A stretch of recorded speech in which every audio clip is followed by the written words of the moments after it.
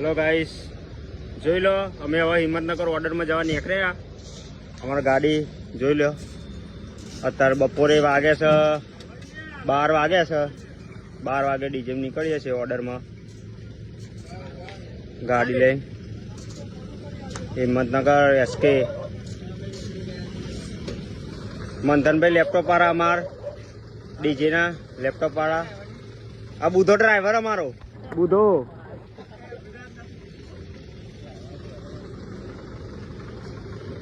Guys અમારે જવાનું છે હિંમતનગર, એટલે ડીજે અમે ચેક કરીએ છીએ.